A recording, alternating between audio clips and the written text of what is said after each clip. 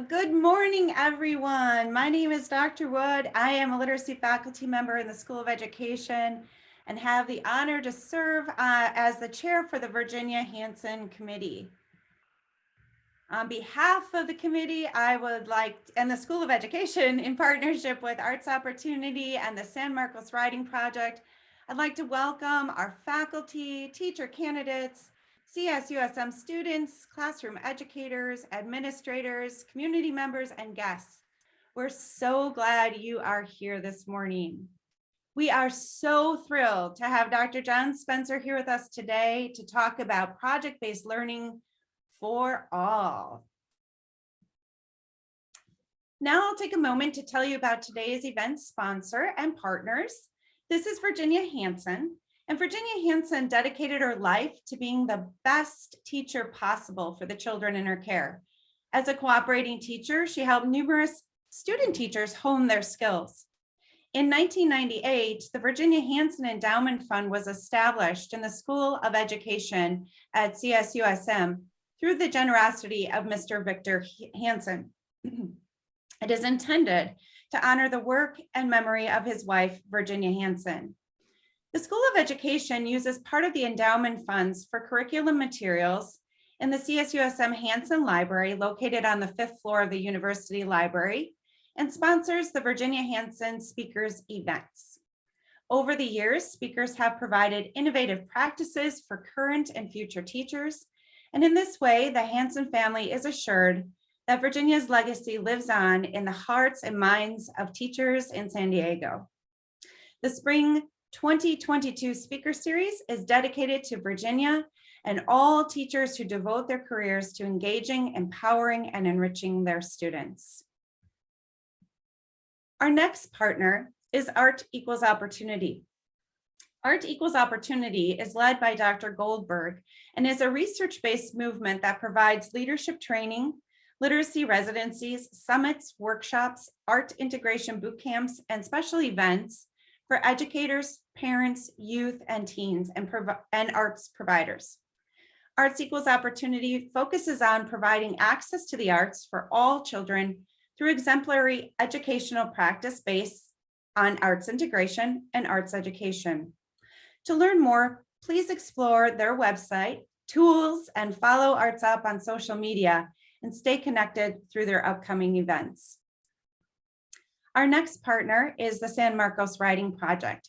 The San Marcos Writing Project, led by our director, Dr. Stoll, who is here today, is one of 190 sites of the National Writing Project, 17 of which are in California. It is a professional development network of teachers whose goal is to improve student writing achievement by improving the teaching and learning of writing in nation's schools. The Writing Project is a resource for teachers and school districts. Information about the Writing Project can be found on the CSUSM SOE website. And so now we'd like to invite you to join us to attend our upcoming events. They include Justin Grimes from Soundtrap. He is going to be presenting on Audio and Beyond, Amplifying Audio for Student Creativity on March 12th. And then we welcome Angela Stockman for a session on multimodal composition. And please remember, all events will be virtual, so watch for flyers. At the end of today's session, we will put a link in the chat if you'd like to receive a certificate for participation in today's professional development session. And finally, please stick around before you leave today. Please take some time to fill out our feedback survey, and that will also be put in the chat at the end of our session. And so now it is my honor to introduce you to our guest today, Dr. John Spencer.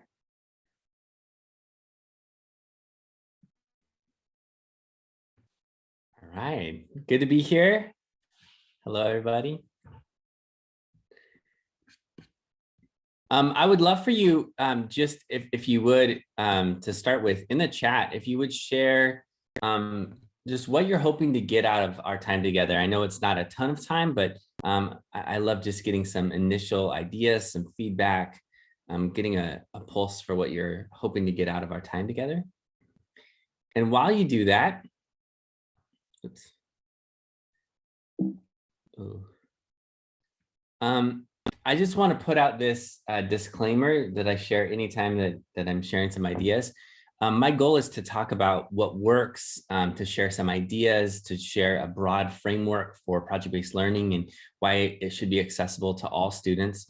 But I do want to share the disclaimer ahead of time that it's never perfect, right? We're imperfect people in an imperfect world. And so even though I'll share stories about things that worked, there were a lot of projects I've done that didn't work. There were a lot of times that we were working on a project when I taught middle school where we abandoned it after 2 days. And I said, cut your losses. This isn't working. Let's pivot and try something different. I can think about a project that I led with my social studies pedagogy course last semester, where it's not that it failed, but I definitely have a massive list of notes actually right here on a clipboard of all the things that I want to change for the next time that we do that, because it was a new project that we had never done before. And I share all of that because my goal for you is that as you hear these ideas, that you'll remember that it's always going to be imperfect. I also want to say real clearly that my hope is that if you're practicing any of these things, if you're doing any of these things and you say, oh, I already know this, that you would feel affirmed for the things that you're doing. Because even if you're not doing project-based learning, you're probably doing components of project-based learning in different ways as well. We're all under construction, and it's always an experiment. This year in particular was supposed to be our return to normal, and that was a lie. It has not been normal, right? This year has not been a normal year, and that's okay, because once we give ourselves the permission to experiment and make mistakes, that's when we're able to grow. When I was a brand new teacher, I had a mentor teacher who gave me a packet full of, not a packet, sorry, a gift basket full of all the things you would need as a new teacher. And we had those like really awesome smelly markers, those Mr. Sketch markers, you know what I mean? And we had like Expo markers and all of these things. And just to date myself of how long ago it was, I also got like transparencies that we would use on the transparency projector, which is this giant thing that would shine on the board. And inside of there, she put this card that said the new teacher card. And she left a note with that card. And she said, play this new teacher card every time that you forget that you were supposed to have a meeting. And she said, even if you're organized, you will forget. Every time you forget that it's your duty week and you don't show up, every time that you have a class where kids are talking all over you when you're trying to teach. And she basically said, play this new teacher card and remember to show yourself the same kind of grace that you show students. And that card, although it was a get out of jail free card, right? Although it was a you have the permission to make mistakes card, after my first year of teaching, I kept it. And I kept it because every year you are a new teacher. And it became an invitation for innovation. It became a reminder that every single year is a chance to try things new and to do something different. So what I want us to do as a warm up is, before we get started on this whole idea of project-based learning, are we able to do breakout rooms? Suddenly I was like, I didn't think about that ahead of time. I know it's really big, but are we able to do that? Can we do breakout rooms? Yep, we can try. Perfect. I didn't think about that. I forgot to ask in advance, but what I would love for you to think about right now is, what is a creative risk that you have done? If you're in teaching right now, what's some creative risk that you've done in teaching? If it's in a different domain, that's okay as well. But what is some creative risk that you've taken within the last year? And I just want you to talk about that idea of creative risk taking once we're in our breakout rooms.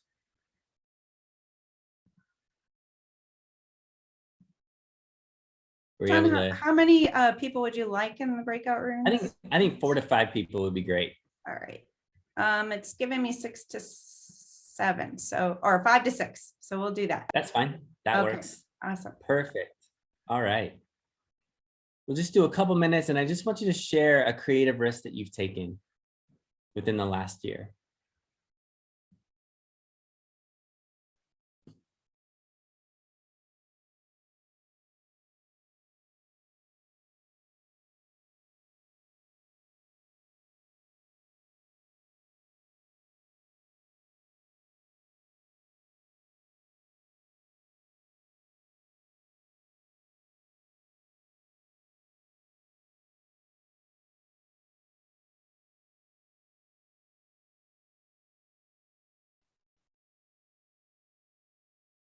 We'll just do this for about 3 minutes. Is that cool? Yep, perfect. All right. That's cool that you're gonna have Angela Stockman. She's awesome. She I saw her on is. screen before. Oh my Yeah. gosh, she's doing a lot with the oh geez. The the loose parts. That's such a simple term, but I totally forgot. Yeah, she when I talked with her, it was really cool to hear all the work that she's doing around and hear her reflection on the growth in her thinking over time. And so she said this book that she just is putting out on the multimodal composition, she said, boy, she feels like she had some things wrong in the beginning, but that's okay, you know. Yeah. So the loose parts, I think, is a really cool entryway, you know, for makerspace, project-based learning, creative writing, you know. So yeah, Love it. super exciting.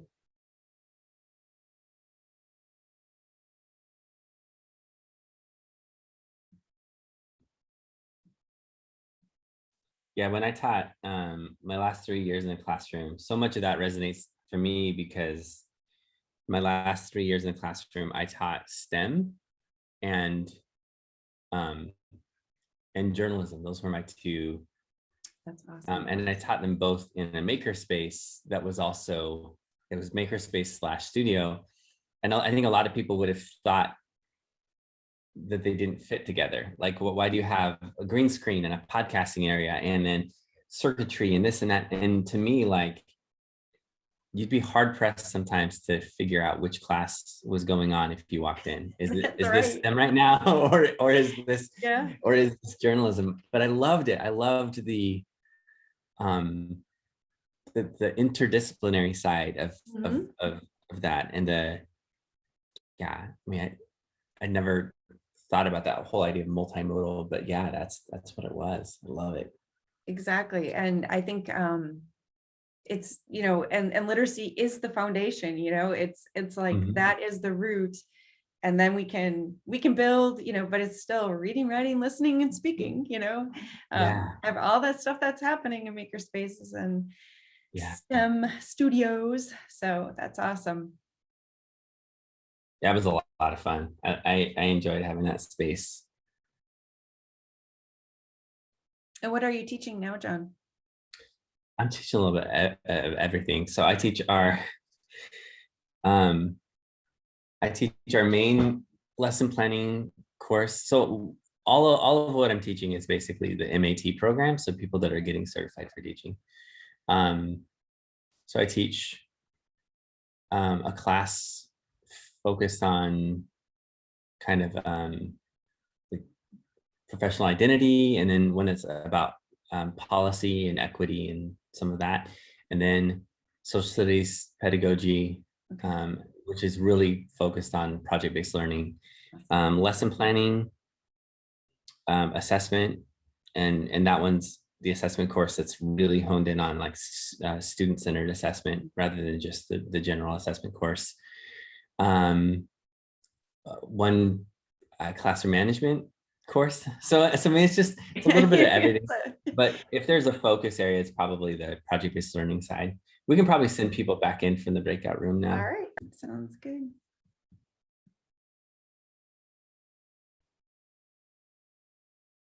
And then I get to do some things every once in a while still with the organ writing project too, which is fun. Oh, that's great. To do connections to that, kind of fill in my roots, you know? Yeah, for sure. Awesome.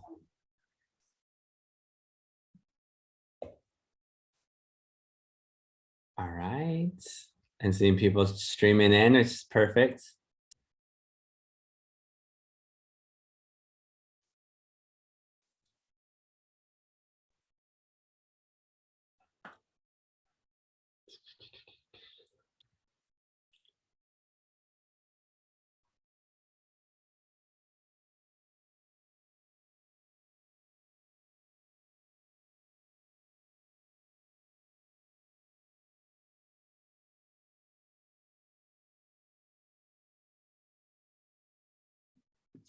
Right. And as we do this, it's like a lot of people are coming back in. Perfect. I'm just going to go ahead and share this again. I would love for you, if you would be willing to, in the chat, just share. Thank you. I saw someone said that they like my hat. Yeah, this is I made it, and that's my dog, the one that's a Great Dane. She's actually about to get a bath right now, and that's going to be interesting. So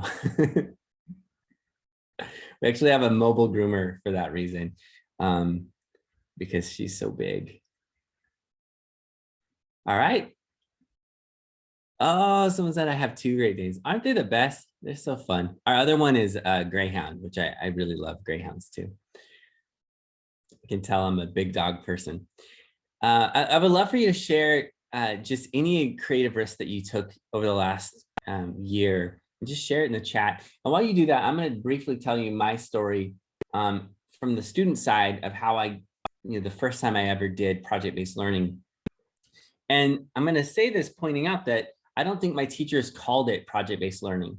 And I think we sometimes get so hung up on the terminology, like, is this inquiry-based, or is this project-based, or is this, or, but really what matters is those components. So this was one sentence that changed my life forever. A little bit about me. I am a child of the 90s, or sorry, a child of the 80s.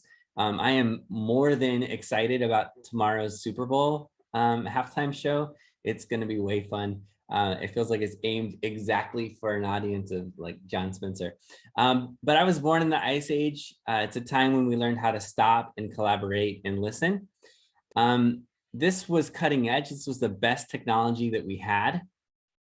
And my biggest concern was avoiding dysentery on the Oregon Trail. And I always died on the Oregon Trail. This was me in the 8th grade. I had a different hairline and a lot less wrinkles, obviously. And I was incredibly shy and incredibly nerdy. I had one friend, we'll call him Matt, since that's his name. And Matt and I were 2 nerds in a pod. We would hang out every single day at lunchtime. I know some people love junior high. For me, middle school was just a time to get through, right? 6th grade, 7th grade, 8th grade. I just wanted to be done with it. Because I was so shy and so nerdy, I just loved being away from school, and I didn't particularly love being in it.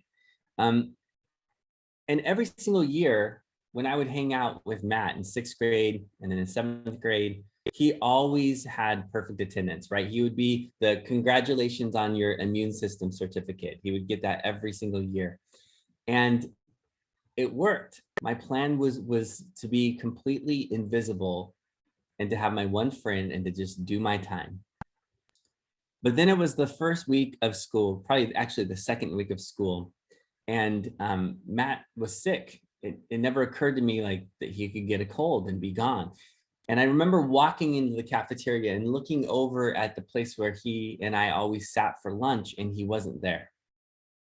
And I stood there holding my cafeteria tray, and I looked out at the sea of students all around, and I just kept hoping that someone would invite me to the table. And I waited and I waited and I waited. I started doing the head nod to see if I could get people's attention. And I just waited. And finally, kids were kind of backing up behind me. And as I stood there with my cafeteria tray, and I just panicked, I threw my food away. I pushed my tray up and I hid in the boys' restroom, and I waited for those 23 painfully long minutes to go by. When the bell rang, I wiped my eyes, I headed out, and I walked to class. The truth is, I wanted to be invisible, and I was invisible, but I was not invisible to the 2 teachers. Mrs. Smoot and Mr. Darrow. They were my language arts and social studies teachers. They knew me as a person. They knew that I loved baseball, even though I wasn't good at playing it. They knew that I cared about social justice and equity and issues that went on in our world. And they knew that I nerded out on history. So they invited me to be a part of the National History Day project. And I remember Mrs. Smoot came to me and she said, here's how it works. You get to work on this project all year long. And I was like, I don't want to do an extra project. I knew how to play the game of school. I knew how to get A's in classes I liked, B's in classes that I didn't like, how to keep my parents happy, and how to get the best grade for the lowest effort possible. I was like a consumer at school. I didn't want to do more work. But then she said, John, every Friday, you'll be excused from your history and your language arts class, and you'll just get to work on this project. And I was like, that sounds fun, maybe. And then she said, oh yeah, and by the way, you'll have no homework. And I was like, really, no homework all year long? Yeah, no homework. And I was sold. And then she warned me. She said, John, you are going to work harder on this project than you've ever worked in your life. In the back of my mind, I was like, nah, I know how to game this system. I can figure this out. And then I remember 2 days later, I was beginning to work on the project, and I tried to figure out what topic to do. And I went to Mr. Darrow and I said, here's a list of 15 topics. What should I choose? And he said, what's going to sustain your interest? What are you going to be into all year long? And then I went to Mrs. Smoot and I said, which topic should I choose? And she said, it's up to you. You get to decide. And I was mad. You would think that having choice and voice in my work would be something I loved. It angered me. I would love for you in the chat. Why would some students have a hard time with having choice? Just share it in the chat. What do you think might be going on there? Just kind of give a little prediction. Yeah, they don't know what to choose. Indecisive, anxiety about choosing wrong. Yes, that's all of what I was going through. I like the routine of knowing what's expected of me. But I went ahead and I agonized over it. And then I chose the story of Jackie Robinson, the integration of baseball. And I fell in love with the topic. I began to do research. And when I did research, I remember asking Mr. Darrow, how do you want me to do research? Do you want note cards? Do you want a binder? Do you want this? Do you want that? And he said, John, whatever you want to do, you get to organize your research however you want. What I care about is not your work. I care about your thinking. And I loved it. It was the first time I ever had a choice in how I actually got to do my research. I began to research everything I could. I read every book we had in the library. I went to the college library. They gave us a pass so I could go to the Fresno State Library and go look up articles on microfilm and microfiche. It was this weird thing where you had to move it around and navigate this strange machine to read old articles. And I read everything I could on the integration of baseball. I started studying on what were called the Negro Leagues and the former baseball players and everything I could. And then suddenly I hit a wall. And I went from being excited to suddenly being terrified. I realized that I couldn't find every answer. So I'd have to like talk to people. And so I wrote to some sportscasters, and I wrote to some reporters, and I wrote to some authors and professors, and the head of the brand new National Negro League Museum, Buck O'Neill, who ran the museum. And he said, I'm gonna hook you up to these former African-American baseball players, and you're gonna interview them. And every time I went to interview them, I was terrified. I was scared. I didn't know what to do. I remember one time saying, I just don't feel like making a phone call. And Mr. Darrow said, you're gonna have to do it anyway. And so I made the phone call, and I was so nervous, and I was whisper talking. I'm sure I terrified the person on the other line. And then I was so glad I had that phone conversation. I remember hitting writer's block and going up to Mrs. Smoot and saying, you know what, for this Friday, I'm gonna just join your history class instead and do that because I don't feel like writing. And she said, the beautiful thing about writing is you can do it whether you feel like it or not. And I still to this day have this this flow chart that I made back when I was a kid, where I wrote the question, do I feel like writing today? And then there's a yes and a no. And in both of them, either yes or no goes down to write anyway, because it was a reminder that inspiration is it's an action, not a thing, right? We become inspired through writing, not we don't write because of inspiration. And that was a huge, valuable lesson for me. There was a point where it was almost time to be done with the project. All I had to do was record my slide presentation. And I went to a studio to record my slides, and I heard my voice for the first time. And being like most 14-year-old kids, what did I think?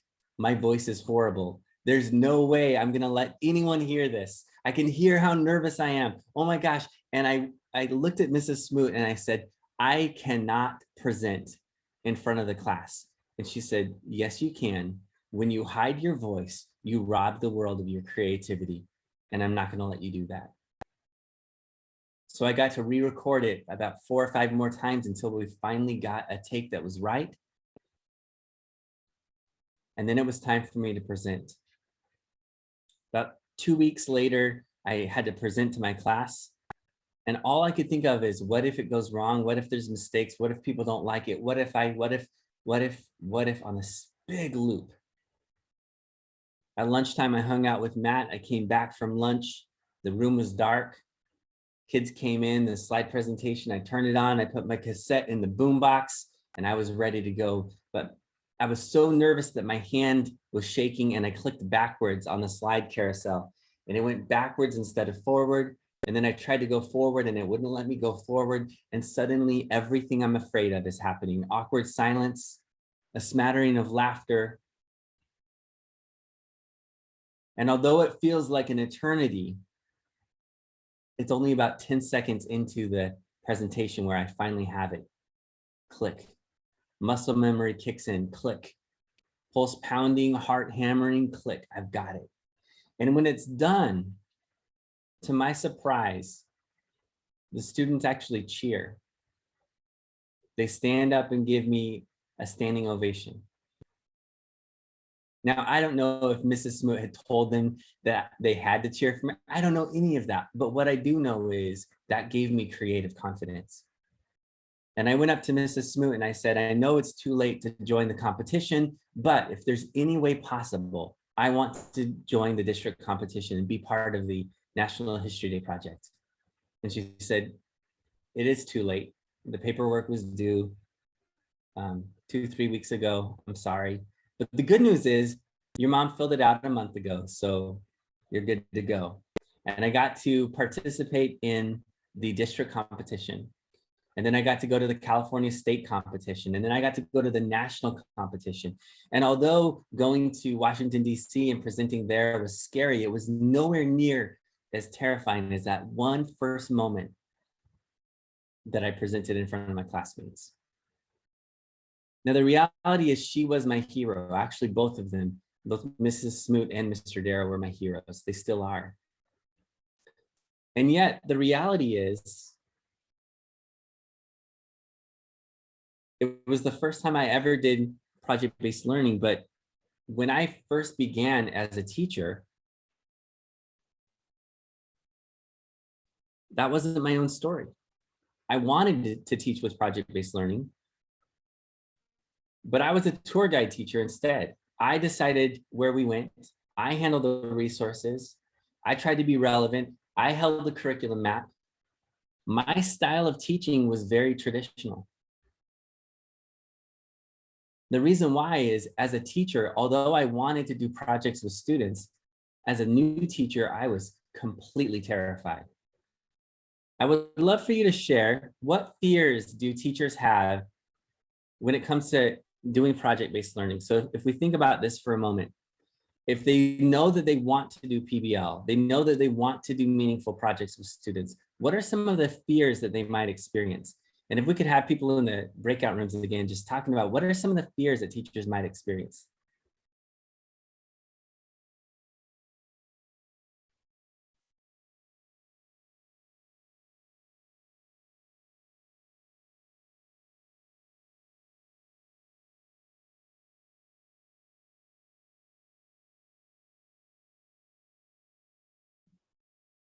And how many minutes should we do? Sorry, let's do 5 minutes. Okay, Cool. here we go.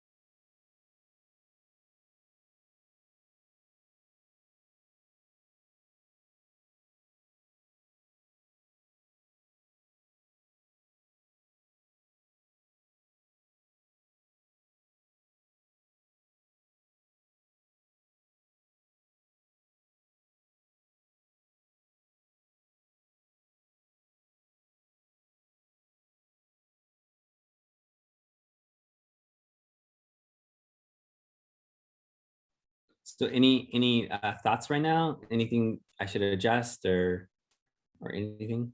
No, I think it's great. Thank you so much.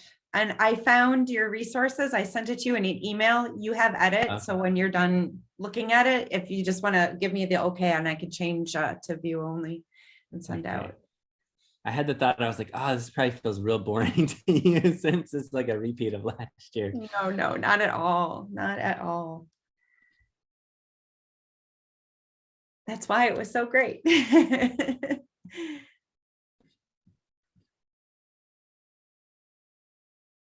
Yeah, I'll definitely update the document because I think there's other resources I want to add to it. And then Okay. obviously like it's a different slideshow this year than last year. So Perfect.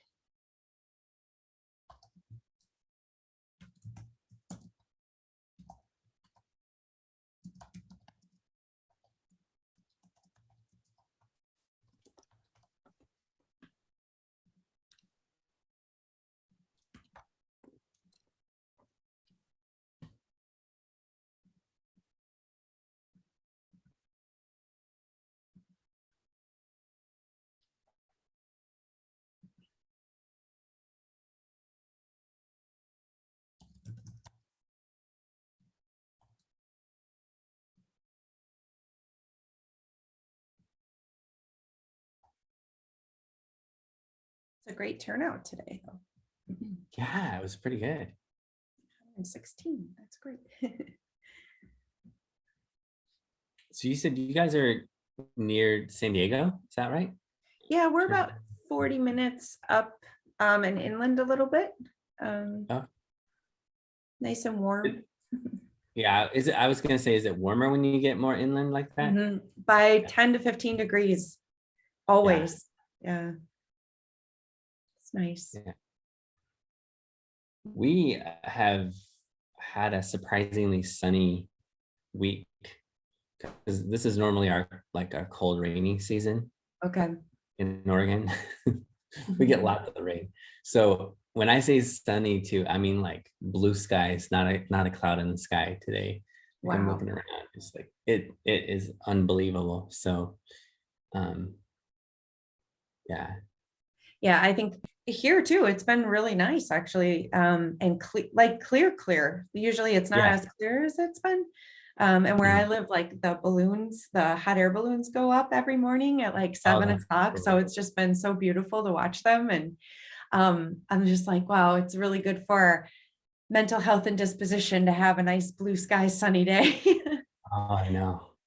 That's so interesting. Yeah. Even though we sit in front of the computer for 14 hours. Oh, I know. Well, that was when we built an office. You know, it's cheaper to build like an external office than to like add something to your house, like Really? way different in price. And so we built an office and like, I don't know if you can see it, but I have skylights up there and then like double doors that are light, you know, big windows and then windows here. So I basically was like, yeah, office space is just going to be all as much light as possible. Yeah, Um, yeah, so, very which I true. love. I love it. That's really nice. It's external though, because sometimes the family is always in the background. So Yeah, it is nice. I know I even had with that the same door thought. closed. The dog's being groomed right now. Like it's it's a good thing I'm separate. Not that they don't dislike it. Like they love getting baths, which is cool. They're Are we spotted. coming up on close to 5 minutes? I feel like Yeah, I'm sorry, I wasn't really keeping track. I can pull them back. okay.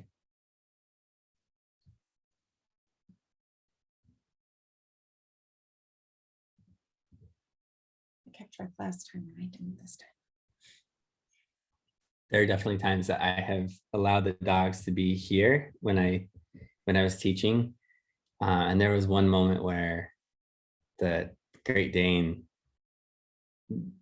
who normally just lays down and sleeps, like was up here, and I didn't even, you just get used to dogs. And so like her head was right here and she was like watching the Zoom meeting as I sat there, and I just waited, and like I was like, I was into it, and the students seemed to be into it, and they're learning, all about, different self-assessment strategies. And and then suddenly like nobody's paying attention. And and then I just look at her and she looks at me. I was like, oh, that's why. So we did a like show us your pet moment. Just That's like, awesome.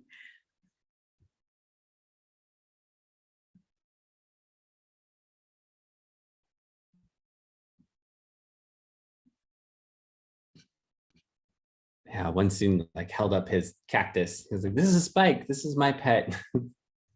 It's the easiest pet to take care of. I was like, oh, it's good. It's really good.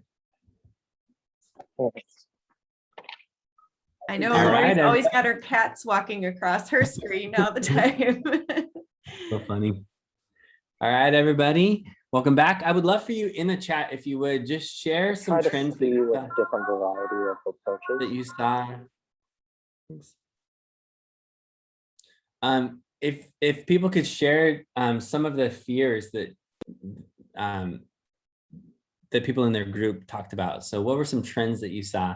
And just kind of share it in the chat. One student doing all the work, definitely. Time, everything might be a failure. Students not learning. Yeah, a lot of these things.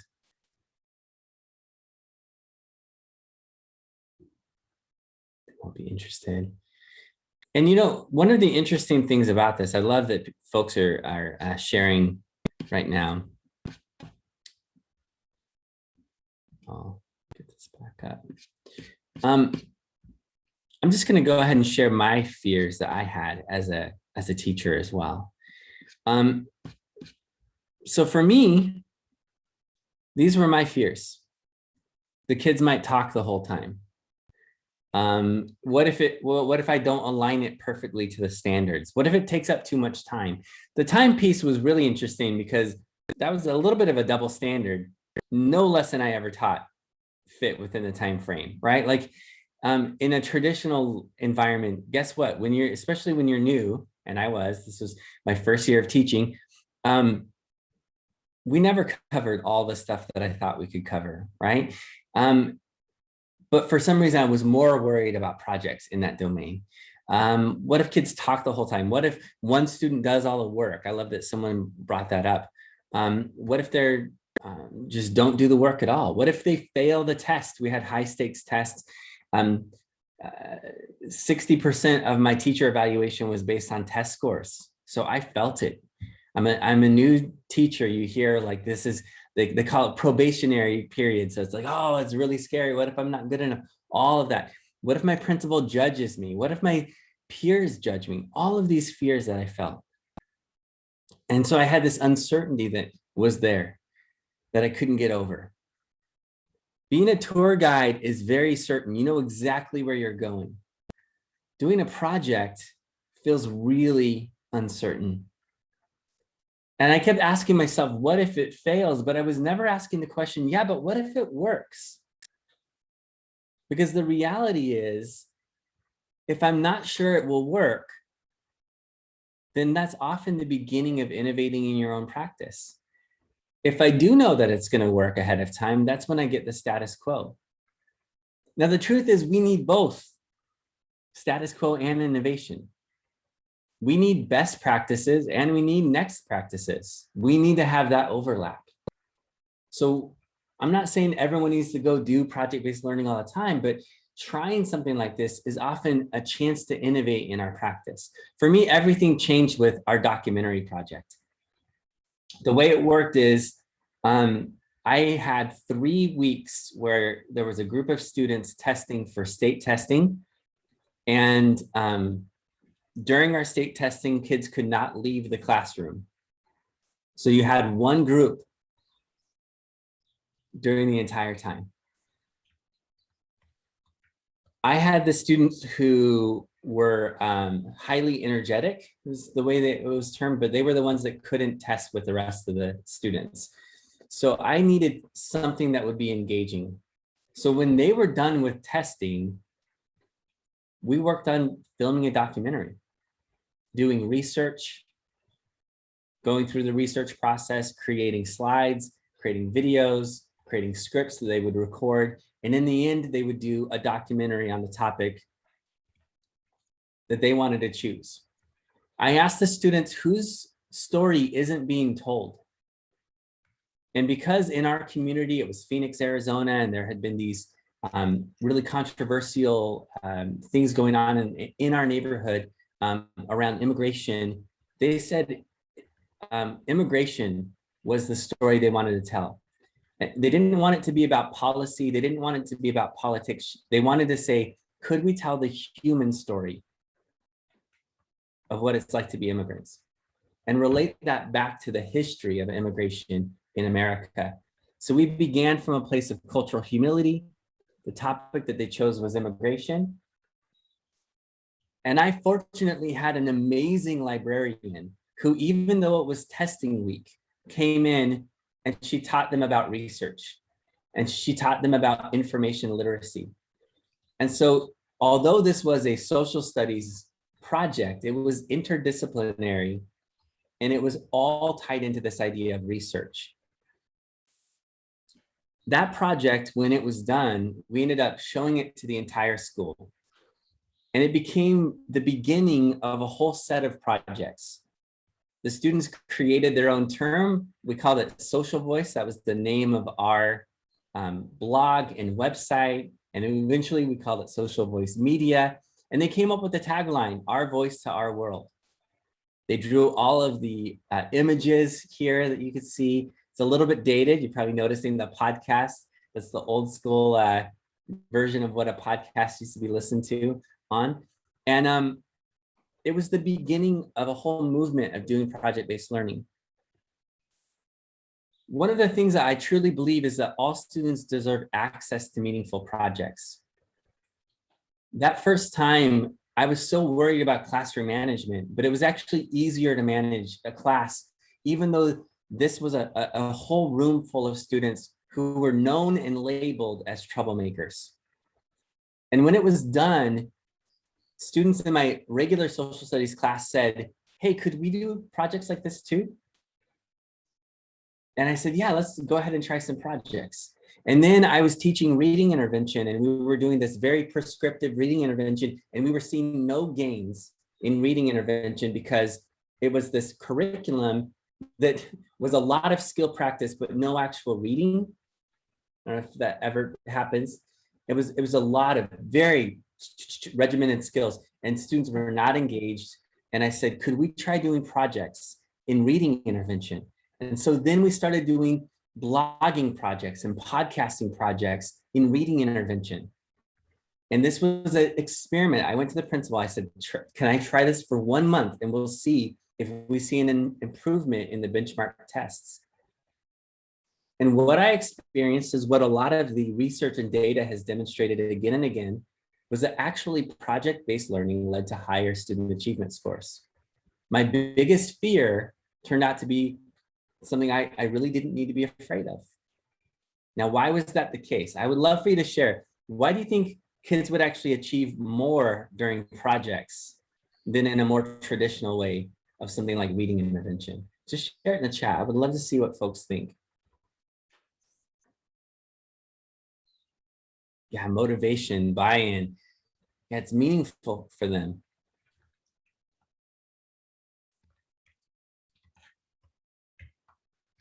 Meaningful work, they're given choice, challenge, all of these ideas. Love it. Yeah. And so it started there. And when I say all students deserve access, that means students that are struggling with reading.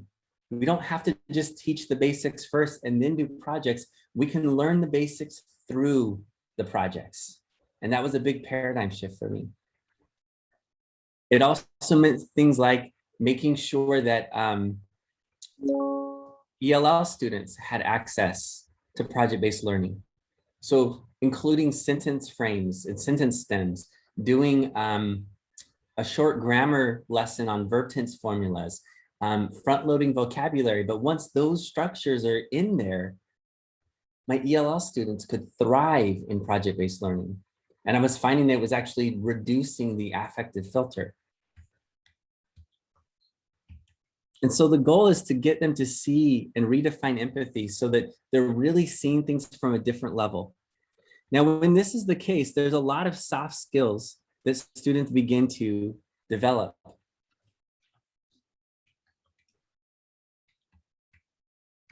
And that's what I want to share right now. Our world is changing. If we think about it this way, when I was a kid, you work hard at school, graduate from college, climb the corporate ladder. Now, I want to point out this formula that I was taught, it was formula my parents were taught. It was never truly available to all people, right? So there were systemic barriers and injustices that made it much more difficult to follow this formula for certain populations. For a lot of people of color, for example, it was, there were huge barriers to college and the corporate ladder. For women and gender minorities, that was the case. My mom in the early 1960s, when she went to college, she wanted to be an engineer. She sat with her advisor. They didn't have a formal policy at her university, but she sat with the advisor for 2 hours arguing that she should be able to join the engineering program. Her scores were high enough. She was a good student. She loved the subject.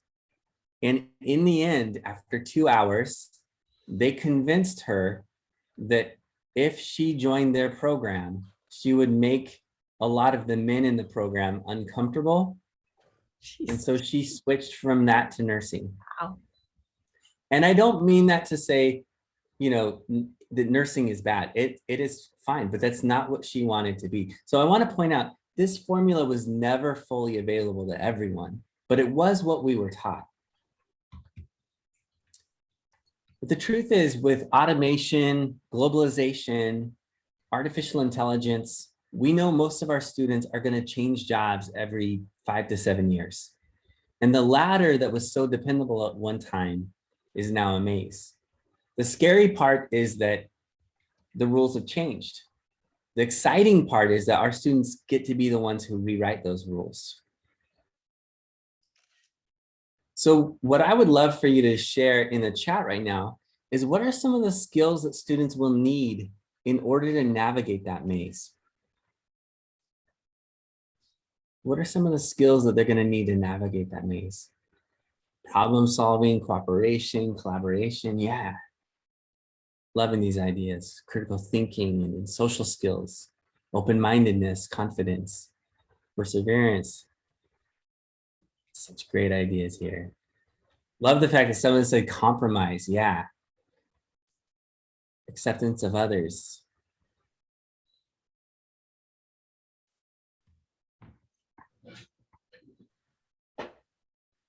So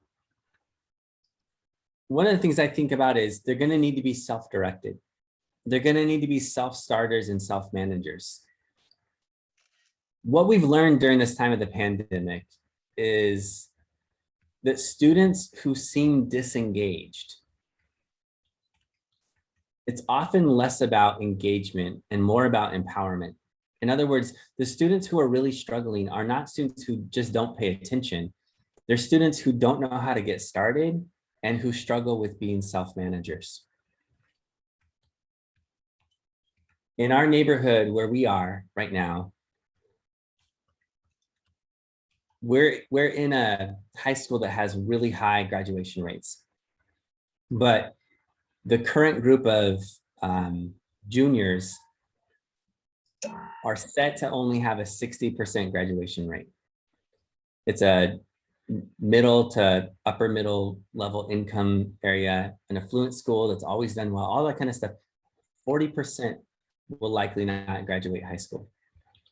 And when I talk to the teachers about the challenges that they're seeing in school, it's students that don't get started. It's students that don't know how to manage their time. It's students that don't know how to manage their workload. It's this combination of failing to be a self-starter and a self-manager. Now I get it, it's complicated, right? There's also issues related to trauma. There's also, you know, the need to have some extra support. But the reality is the students who are thriving right now in school are the ones who are self-directed. And some of it is this idea of moving from compliance, I have to do it, to engagement, I want to do it, to empowerment, which is, I'm doing this out of a sense of ownership. I'm doing this because I truly have a buy-in and I have an ownership in my learning. And we can get to that place of ownership and empowerment when you do things like project-based learning. So I'm really focusing right now on this idea of the why, and then we'll get into the how in just a moment.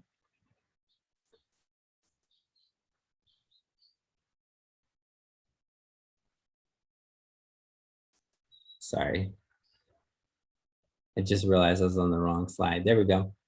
So now what I would love for you is, before we get into this PBL process and what it looks like, are there any questions that people have?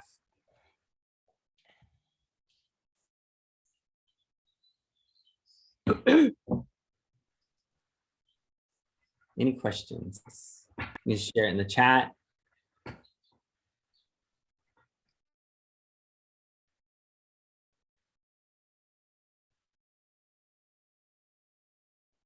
John, person, Yeah. Anna had a question a little bit Yeah. earlier. It said, I'm wondering how I can be the best coach if the students are choosing a variety of projects. And I would need to know a lot. Also, would differences in the classroom be more pronounced with project-based learning? Yeah, I love those questions. So I want to talk first about this idea of, could you ask the very first part, which was, I believe, about if. Yeah, I am wondering. You have how to I know can be the everything. best coach. Yeah. Yeah. How I can be the best coach if the students are choosing a variety of projects. Yeah, so one of the things that I'll say about this is, when you are teaching in a way that's project-based, where you have to be an expert is not necessarily on all of the topics or the content, but on the thinking and the processes, right? So I'll just give a really quick example of me not knowing anything about a subject. So I'm going to tell a story briefly. We did projects where students got to choose the topics in blogging. We called them our Geek Out blogs. And in our Geek Out blogs, I had students choosing topics I knew nothing about. Video games. Like, for me, I was like, man, once video games became 3D, I was lost. Video games, like, I don't know. Musical genres that I knew nothing about, right? Like, when I was like, I've never heard of that band, that artist, that whatever. Fashion, there was a group that chose fashion, and I thought, oh man, I clearly don't get fashion. Like, what am I gonna do? But where I was an expert was on how to find information, how to engage in online research, how to bring in systems thinking into the project. So I could craft the project where everyone was looking at facts, supporting the claims with details, They all had to have a timeline and a historical element. They all had to talk about how economic and social systems influence their topic. I gave them some general topics and themes that they had to blog about as they blogged. So I set some parameters where I was an expert. I was an expert on the process. And the beautiful thing about it is they came in with that prior knowledge. They already knew more than me about fashion or Minecraft or whatever it may be. And I still remember, I'll give an example of fashion. The group that did fashion blew me away with their depth of thinking. I said, I want you to bring in issues relating to social structures, to social issues, bring in that lens. And what they did with fashion was, one student shared a very personal blog post, but then brought it into the larger issue of gender and clothing and the challenges of having to always choose between male or female clothes as a transgender student. It was beautiful. It was powerful. It delved into the social issues. Now, I was not an expert on transgender issues, on fashion, on any of those things. But what I could do is I knew social systems, I knew research, and I could help that particular student so that they could reach out to an expert, and they were actually able to connect with an expert on that topic and do a follow-up blog post that was an interview. And it was, again, really powerful. Another person wrote about fast fashion and the environment, the cost of fast fashion, and the companies that are kind of breaking with the curve.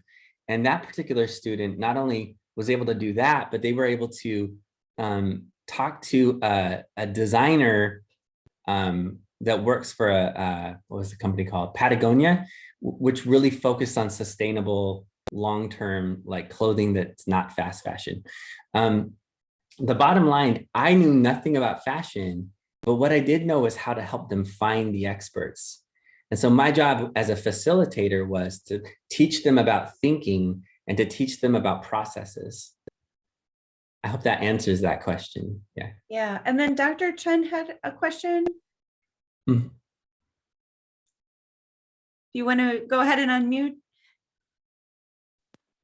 No, I did not have a question. Sorry. Oh, thought you had your hand up. Okay.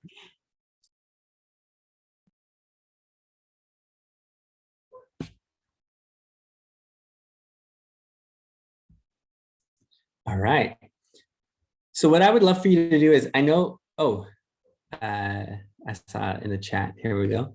How do you know where to find the experts? I would say this: contact your community, and then also like teach kids how to contact community members. So one of the things that we've found in doing project-based learning, or that I found in working with districts really around the country, is that when students reach out to experts and send just a cold call, right, an email, and say, I would love to interview you, it is amazing how high of a response rate they get.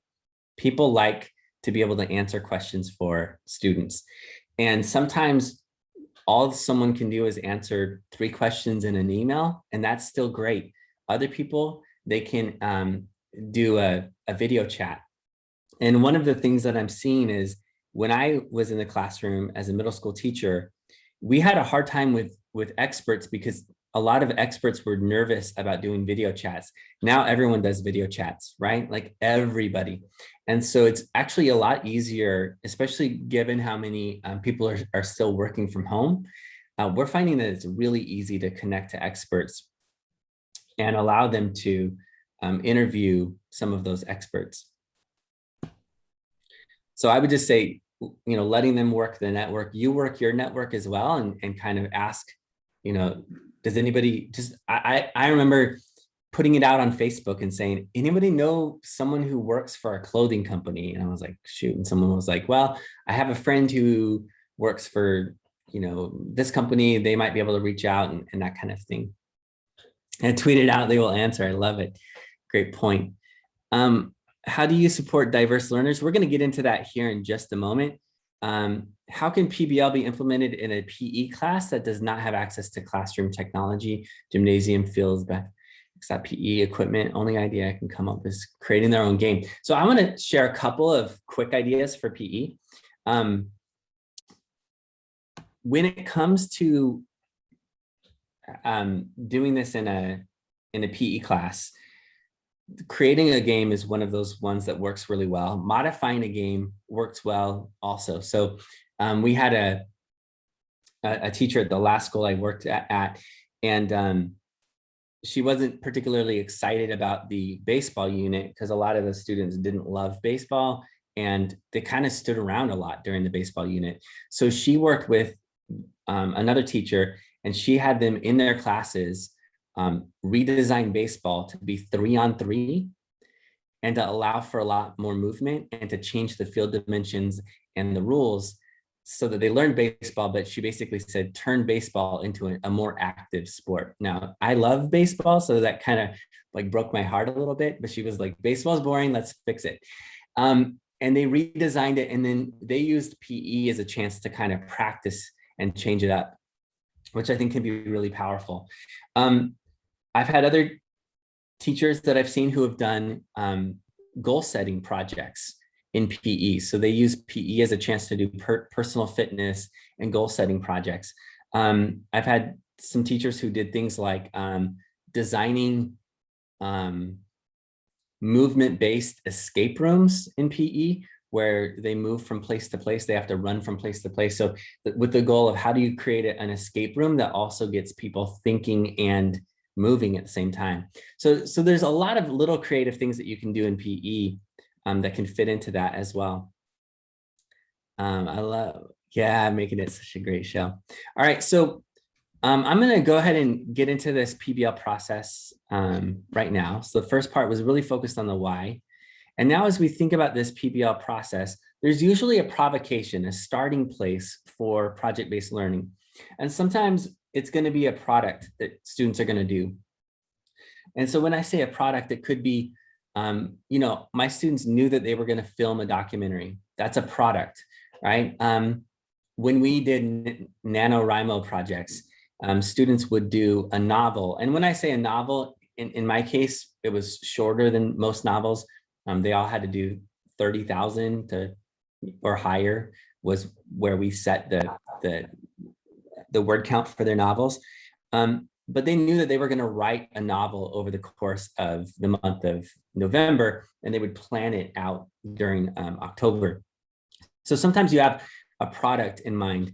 Sometimes it's awareness of an issue. So I'll give a science example. In a science classroom, we, where I live, ran out of drinking water. Not that it dried up, but we couldn't drink our water. And the reason why was there was toxic algae in the water. Well, this teacher began with that awareness of an issue, and she was taking a very contentious issue in our community, which is climate change. You have some students who are like climate activists and some students who believe climate change isn't even real. How do you teach climate change, right? It's very contentious. What I loved about what she did is she taught them about climate change through a project. So they started with what happened to our water this summer. They took water samples, they talked to experts, they interviewed people, and then they looked at charts and analyzed charts going back decades of the snowpack melt and how early it has happened year after year after year. And what they found is that Mount Hood is supposed to melt in late May, early June. But for 3 solid years, it was beginning to melt in February. When it melts, Detroit Lake gets warmer, toxic algae pops up. So now they begin by really understanding the issue of climate change directed to an issue, which is their water. And then they had to develop solutions. Now, again, what I love about it is she wasn't being political here necessarily. Some students came up with market-based solutions that would probably be considered conservative. Some came up with more government interventionist solutions that would probably be considered more liberal. Either way, they all agreed that climate change was real, and they were all focused on how do we solve this particular issue. So it started with an issue and it moved on from there. Sometimes it's a natural phenomenon. So we did a project where students analyzed bird beaks. Third grade students were looking at different bird beaks to see how they worked. And by studying the bird beaks, they then moved into robotics projects. And in the robotics projects, they were inspired by different bird beaks and how they worked to come up with different ways that their robots could grab different things. In design, that's called biomimicry. And it's actually a lot of great designs were inspired by natural phenomenon. For example, NASA is studying geckos to see how adhesives work by looking at gecko feet. The bullet trains in Japan were fixed to make less noise and redesigned based on engineers who were also birders who said, if we focus on aerodynamics of birds, we can redesign our bullet trains. And so there's a really common phenomenon. So sometimes your starting place for a project is actually having kids look at a natural phenomenon. Sometimes it's geeky interest. Like I mentioned the Geek Out projects, right? Students were doing these Geek Out blogs, and you have one student who does a blog that's all about biology, another does a gaming blog. But in both cases, notice we're still teaching the standards. Write arguments to support claims, informative and explanatory texts, these research standards that they were doing, writing process standards, publishing standards. So you can still align it to the standards. Now, that's language arts. In science, it might be the scientific method is much more topic neutral. They can geek out on a subject in science, and they might do something like an experiment that they design. It could be something in, say, social studies where it's your historical methods standards, and they're studying any area of history that they're interested in based on their geeky interests. And so again, sometimes the starting place is their geeky interests, their topics, what they're into. Sometimes it's a problem that you give them. So when I was a kid, someone realized that haircuts were messy, and they combined a hair trimmer and a vacuum cleaner. And we ended up with something called the Flowbee. And I begged my mom to let us have a Flowbee. She said, nope, you'll use it on the dog. She was right. I never got a Flowbee. But I mention this because sometimes it's that kids come up with really weird Flowbee-like inventions, and your starting place is giving them a problem to solve. Sometimes it's empathy with an audience. They pay attention to a group in the community and they solve a problem based on that. I know of a French teacher, and she found that a lot of the students that came to her in her class were not excited about beginning French. And they felt like French isn't spoken very much, and why am I in this class? And there was just this resistance. So she still did rote practice. She still did direct instruction and things like that. But she designed it to be built on empathy instead. And they did a project where they connected to a community of refugees in their community who were actually French speaking. They came from an African country that spoke French, and they created these videos with their basic French vocabulary that were things like how to navigate the library, how to navigate the grocery store. And they didn't design for it, they designed with, because they partnered with this nonprofit organization. And she said, yeah, their French became better, and that was great. But the powerful aspect was suddenly this group that a lot of her students were unsure about, you know, people from another country, there's that uncertainty. Suddenly they were gaining empathy and they were partnering together. And she said that was the powerful side of that project, was the empathy component.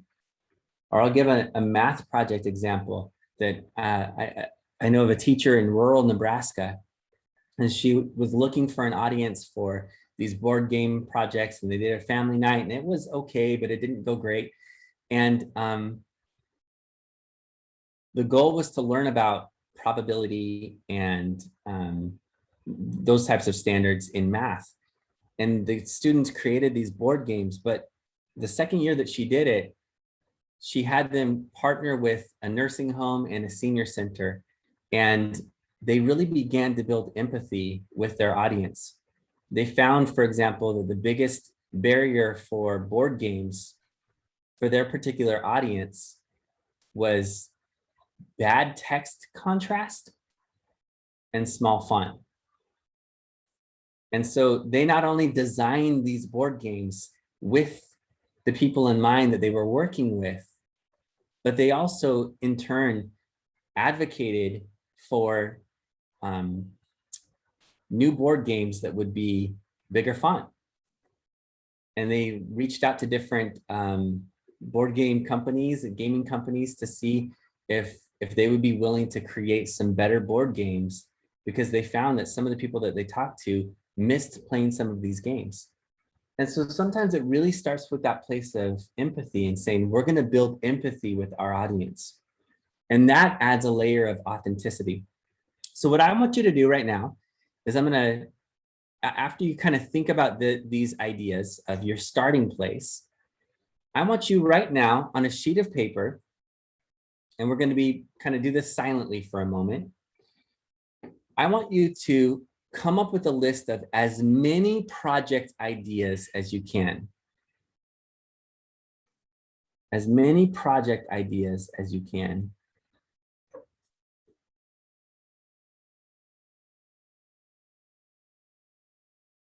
We're going to do this for about 2 minutes.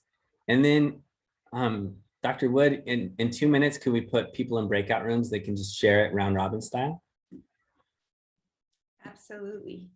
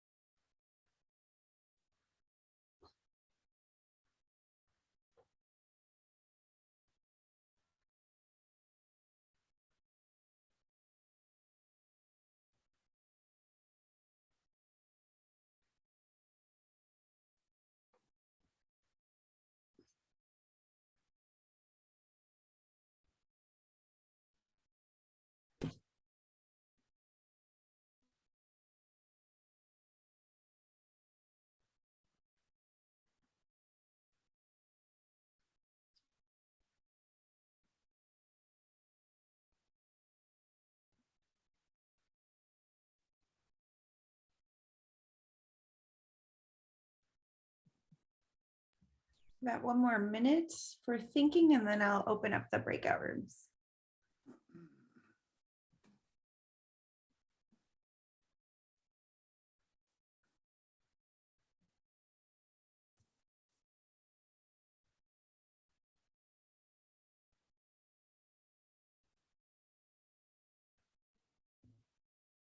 Dr. Spencer, how long will they have for breakout rooms? Let's do 4 minutes. Would that work? Yep. Perfect.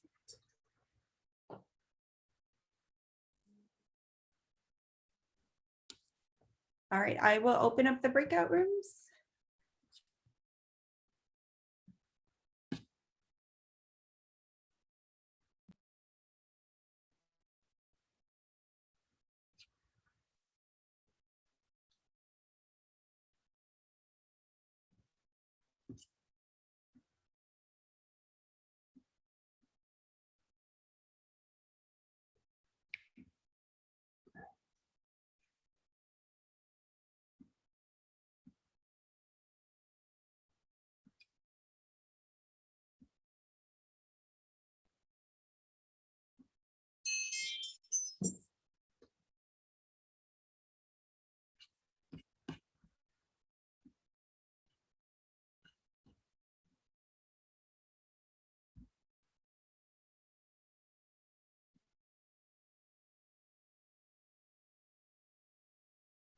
Any thoughts so far?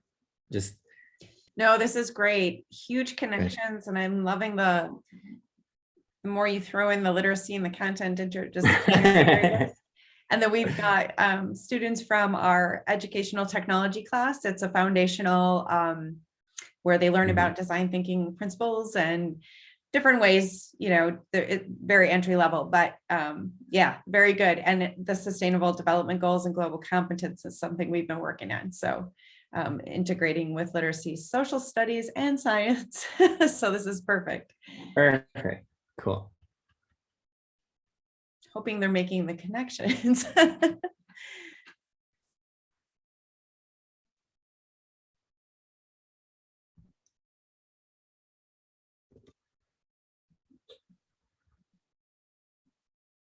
Yeah, I realize it's a lot to think about.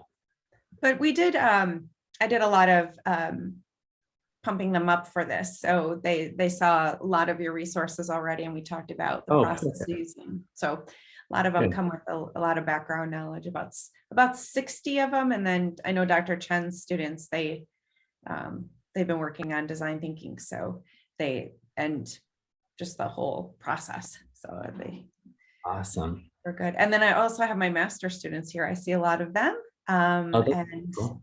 They're working on a project-based learning project right now. Oh, that's perfect. Love it. Yeah, it's a really good turnout. This is good.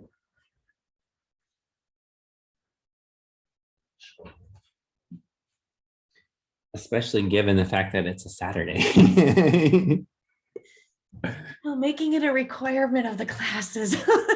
A little sneaky, but it works. I appreciate it though. Yeah, it's great. I mean, they can only listen to one person so long.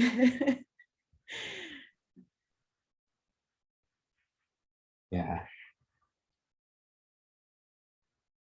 I'm trying to get them involved with chats and breakout rooms and stuff too, because I know it's a lot of content. I know it's a lot of me talking. So just thinking about that topic, that subject area. I know. A lot of talking, like, yeah. So I know, exactly. But some things need more talking when you're learning before doing, you know. Yeah. Well, and as long as they're getting that chance to share the things in the chat, or to stop and think, or to do the breakout rooms, it does break it up. And you know, there's like those little moments of retrieval that happen. I also think I'm hoping they're making the connections with your examples. You know, your examples are very powerful. Someone was asking, might want to address what you use. Oh yeah, what platform for the blog? Okay, I'll talk about that. Blogs.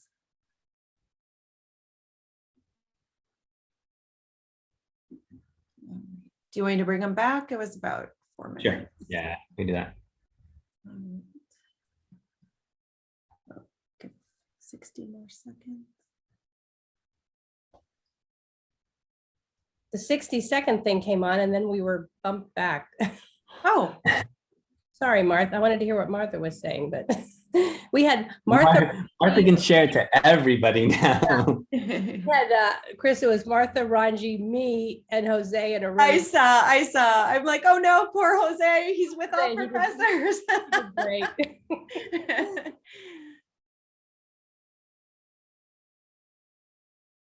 I'm sure he had great ideas.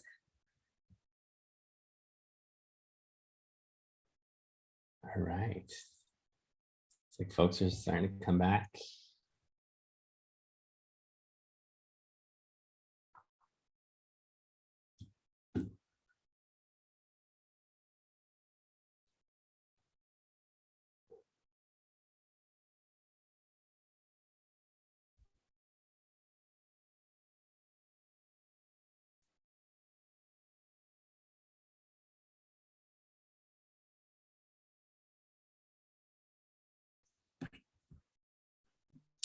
All right, well, welcome back, people, everybody. Somebody asked the question about what platform do you use for the Geek Out blogs. I'll just say it really depends on your age group. I used The two examples I showed were from Write About, which was a blogging platform I helped create and design. But I also used Kid Blog as a middle school teacher, and I really like that platform. For older students, I think WordPress and, Blogger and Weebly and those types work really well if you're teaching secondary, if you're teaching high school students. I think getting them the tools that they'll use outside of school are really helpful. And then for much younger students, I think things like Seesaw can work better. So primary grade, you're going to want to have platforms that are even younger. The upside is all of those platforms now have gotten really good of having like kind of layers of privacy. And if you get the school-based blogging platforms, they can also follow all the different guidelines in terms of being FERPA compliant. So that becomes a really important thing. One of the things I will say is if you do a class-wide blog, you want to be really careful because if it has your name in your school, that's going to be a FERPA violation. If it also has student names. So part of why we were Social Voice rather than Mr. Spencer's class blog actually had to do with FERPA compliance. But because of that, I think it came out as being much more authentic. And the same thing was true of our podcast that we created. It wasn't like Mr. Spencer's Classroom podcast. It was the Curiosity Cast, where they would do these Wonder Day activities where they would ask a question, engage in research, find the answer, and then share their answers in a podcast. So I just wanted to clarify. This is Lori, were you about to say something? Yeah, I was just going to say, you can also do a closed blog. I mean, you can only make it available to certain audiences. I had a teacher that did a blog. He had a school on the base, and his students wrote what happened every day in class for all the deployed parents. So they knew what their kids were doing and anybody that missed class, but it was not just today we learned this in math. The parents could get a real sense of what they were, but it was closed just to the parents of those kids. I love that. Thanks for sharing. Yeah, one of the goals that we want to have when it comes to that is really getting them to think through this idea of the layers of privacy. I actually have a little slide right here where sometimes things that they share are going to be, small group or home or, for peer feedback, and you can keep those things pretty private. And then there's things that are more at the level 3 where, students from multiple classes at different schools can collaborate. And then sometimes you go full scale across, make something public. And the more we can give them choice on and a sense of agency on that, I found the more motivated and excited they are about the work that they're doing as they think through the audience. So wherever you start with your projects, I think it's really important that we make it meaningful and authentic to them in the beginning. I would love for you to share, when I say we want projects to be authentic, what do you think authenticity means? So if you'll share in the chat, what do you think it means when a project is authentic?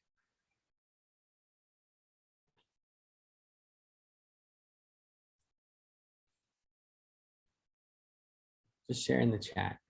Yeah, relevant to their lives, genuine experience, a true interest, right? Real world application, no filler. There's a clear purpose. Yeah. When I was a kid, I did a project that was not authentic. This will tell you a little bit about, where I came from. Every single year, for some reason, in the 5th grade, we would have to do a model of a California mission. And we would have to make it out of sugar cubes. And there was no creativity involved. There were no decision-making involved. We all did the same mission as a class. So mine was like a mission in Carmel. And I didn't learn anything about the missions. I didn't learn about conflict. I didn't think about the perspective of indigenous populations. And it was so painful to do this California mission. And then if you didn't finish it in class, you had to take it home and finish it. And so all these students came to school with these beautiful, amazing missions that their parents had made, and they were fantastic. And I showed up as the lone kid who didn't know you couldn't use hot glue on sugar cubes with this melted mess. And my teacher was like, "What happened?" And I was like, "Well, what happened was the aliens came and they had UFOs and they attacked the missions and they were melting them down and they were trying to discover how it worked." And he's like, "No, what really happened?" I was like, "Well, okay, this is what it was." But the point being, that wasn't really a project. There was no empathy. There was no problem solving. It was a craft, is what we were doing, not a project. One of my favorite empathy-based projects was an empathy-driven solution to the graffiti issue in our community. So in Phoenix, Arizona, where we had a lot of graffiti. And we had a lot of graffiti on campus, and we wanted to solve this problem. So students, their research involved interviewing community members, doing community needs assessments and graphing all the data and analyzing the data. And in the end, there was one group that ended up empathizing with the one segment of the population everyone was forgetting to connect with, and that was the people who had actually done graffiti. So they met with the police department, and the police department actually connected us with people who were volunteering and who had been caught doing graffiti and had to pay restitution. And they interviewed them. They talked about why do you do graffiti? What's going on? How's it, like, what's the decision there? And my principal was really nervous about this because they didn't want it to be like we're promoting graffiti. But they ended up doing a map of our community, and they found that there were hot spots with lots of graffiti. The canal was covered in graffiti behind the school. The back of the Walmart was a giant canvas waiting to be tagged up. On the other hand, the library and community center had never been touched with graffiti. The Catholic church across the street, never been touched. Now, why is that? One, those places are beautiful. Second of all, in the case of the Catholic Church, you got the wrath of God going against you as well. But in both cases, there's this idea of, what if our school looked less like a Walmart and more like a beautiful space? And I remember the way that they pitched it to our Shark Tank, which was a community activist, a small business owner, and our principal were kind of our Shark Tank people that listened to each group pitch their proposals. And I remember they said, what if our school looked less like Walmart and more like a sacred space? More like the library. And so they said, we want to paint murals. And they ended up painting 8 murals over 3 years. And the small business owner was so excited at the idea of it that he actually paid for the paint and supplies for our first mural. What we found is that our next year, we had more than enough money to pay for it because we weren't spending any money painting over graffiti. Those spots in our school were no longer high graffiti spots. And we actually found that once we painted these murals, not only did the graffiti go away in those spots, but it went away in almost every other spot around the school. Aside from the bathroom stalls, that never went away. But the bottom line is, it was driven by graffiti. It was driven by empathy. So wherever you are in that first phase, it really helps to develop a driving question. So I want you to do something right now. Think about one of the projects you listed on your sheet of paper, and I just want you to write down a driving question that you might ask. And our driving question that we asked for the graffiti project was simply, what can we do to prevent graffiti from happening in the first place? And I think we retooled it to say, what kind of design, how can we design a solution to the graffiti problem? So that was our driving question, but again, a very simple driving question. And what I would like you to do is once you've written it down on a sheet of paper, just look at it a couple times over. And then if you're willing to, I would love for you to share in the chat your sample driving question.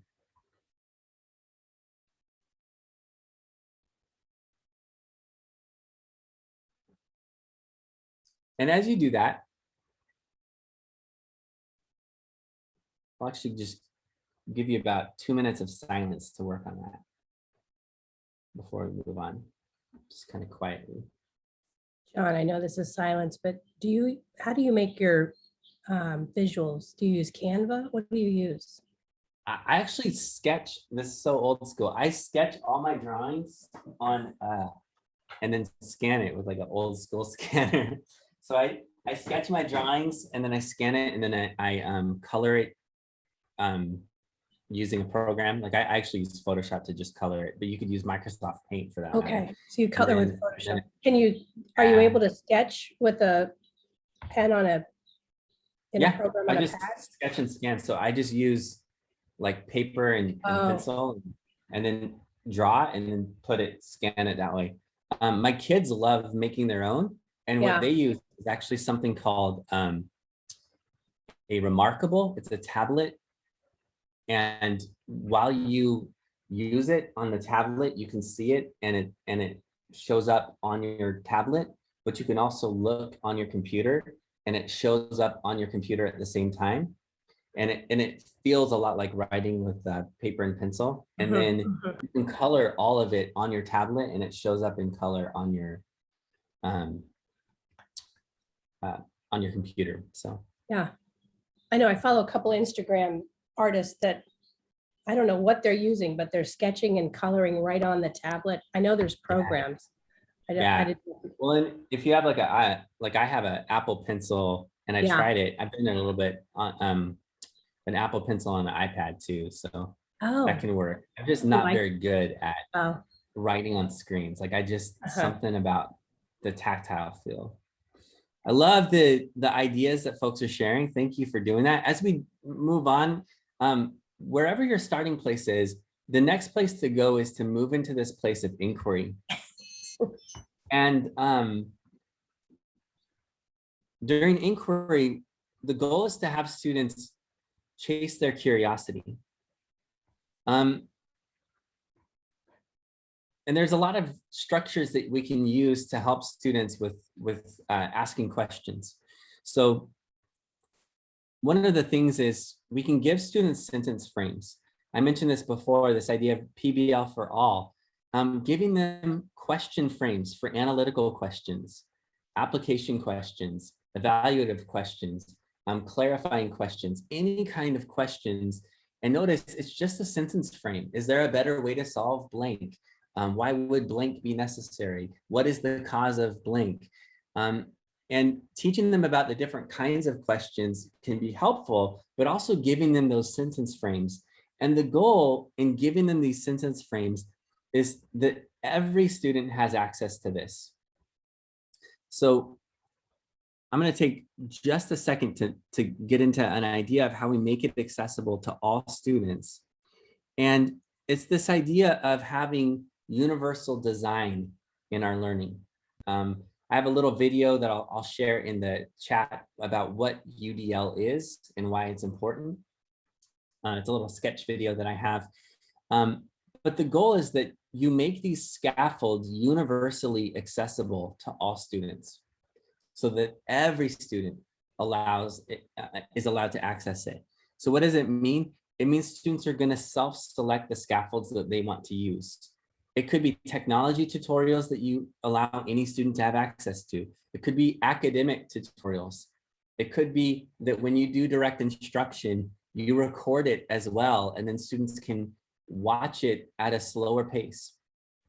One of the things, because I taught ELL,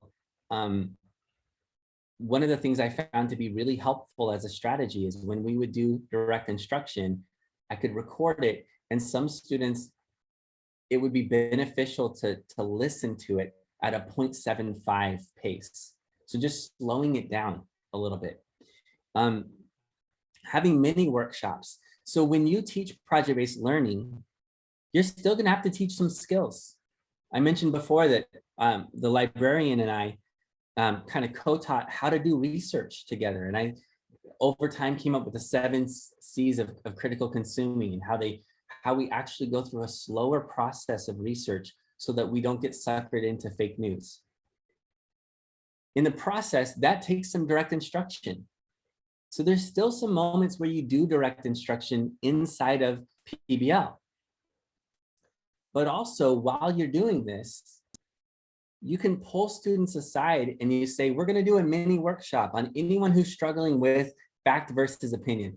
Come over here during your project and you can join our small group on this topic. And so instead of pulling small groups and saying, because you're special ed, you have to be in a small group, what you're saying is, if you have exceptionalities as a learner or you don't, you can join our small group. And I'm going to do a workshop on fact versus opinion. The benefit of it is I almost immediately found that there was no longer a stigma attached to getting help. And there wasn't the same stigma attached to the label of special education. It also involves things like having those language scaffolds. So front loading the vocabulary for students and having the vocabulary available for any student to access online. Utilizing visuals. So having visual cues within your projects so that students can see rather than just read everything that's happening. It involves things like having those sentence frames that I just shared. So the goal is, in this idea of doing project-based learning for all, that from the moment you begin, starting with that inquiry phase, you want to provide those scaffolds to every student and let them self-select. The next phase is, once they've asked questions, they're going to do research. And what I love about research is they're gaining the background knowledge they're going to need for the creative work that they're going to do in their projects. So by spending some time with inquiry and research, what you're doing is you're leveling the playing field for all of your students. I made the mistake when we first did design thinking, that we did a design thinking project and we empathized, and then we almost immediately after that moved into ideating and prototyping. But because we didn't do any research ahead of time, I found that students with high background knowledge took over their groups and did all of the work for them. And the ones with less background knowledge just hung back and let it happen. By structuring in research, what you're doing is you're building that background knowledge for all students. What does the research look like? It could be articles, books, data that they analyze. It could be videos they watch. It could be podcasts that they listen to. It could be experiments that they do. It could be conversations in a video chat with an expert. It could be play. When we've done PBL with first graders, one of the best ways, we did this one where it was designing a more inclusive playground. And one of the best days of play is we brought in a bunch of examples of 3-dimensional shapes, and research was done through play. They played with those shapes, and then they moved into how could we use those in these playgrounds. The key idea is that we have to have a big definition of research. We often think of research as reading, but the reality is children begin researching years before they begin reading. If anyone, just by a show of hands, anyone ever followed a toddler around? They are researchers. They're exploring things. They're sticking all kinds of stuff in their mouth that should not be stuck in their mouth. They're asking why all the time. They are natural researchers. Reading may not come naturally to us, but research does. So the goal is to tap into that curiosity and have them engage in research. I love that. Yes, they can be wild. Exactly, Parkers. And so one of the goals, again, as we think about this idea of PBL for all, is we can design the research in a way that is interdependence. I love that. Someone just shared that preschool and toddler care programs have a lot of standards about exploring and research. Yeah. One of my goals as a middle school teacher was getting my middle schoolers to learn how to think more like preschoolers and kindergartners when it came to research. Because they would be so focused on, am I doing it wrong, that they weren't exploring their curiosity. So we can build some of our structures with interdependency. So for example, if you have students come up with research questions during inquiry, and then they're going to engage in research, you can have them work interdependently. That's the overlap between independent and dependent. It's this idea that I'm going to contribute to my group, but I'm also going to listen. And everyone is going to depend on everyone. So here's how it would work. Every student jots down a list of questions that they have about blank, whatever that might be. And then they move into counterclockwise or clockwise. Each one of them shares their ideas, their questions. And now they have this big bank of questions, and each member gets to look at the questions and judge, is it specific, fact-based, or on topic?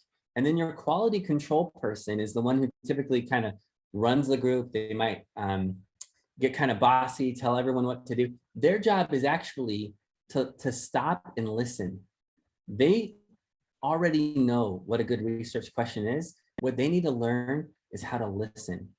So as members 1, 2, and 3 analyze these questions, I love doing this on chart paper and saying, for example, number 1, you're going to do red triangle. Number 2, it's going to be a blue circle. Number 3, it's going to be a green square.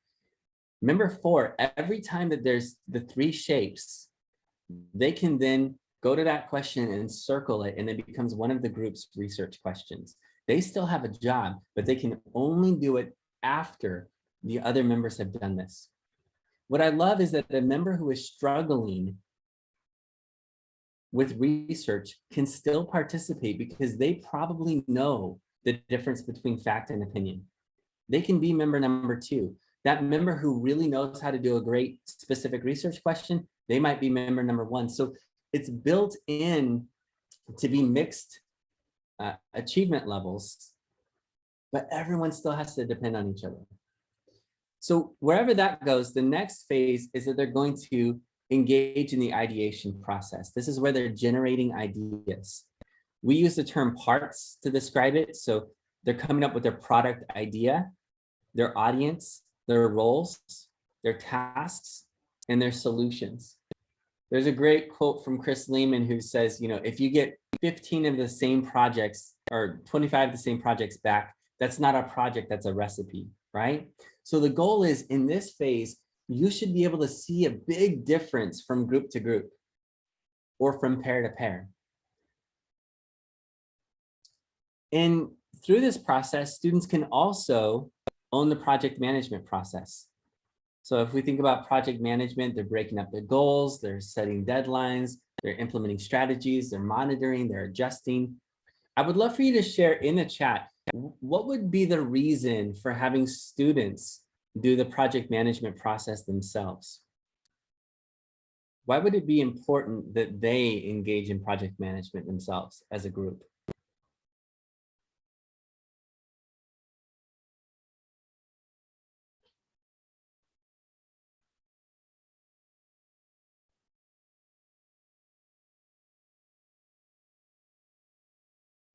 More accountability, learning through doing, time management, all of those ideas. Somebody asked a great question about if the workload seems unfair or some of that kind of stuff. I think it's really important that you have structures in your group interactions. I'm not going to spend too much time on it because we just can't get to everything. But one of the things I found to be really helpful is to have group members come up with norms together, and then they take their norms and they come up with a group contract that everyone's going to share their load together. It also helps to have different roles within the group so that everyone knows what they're individually responsible for.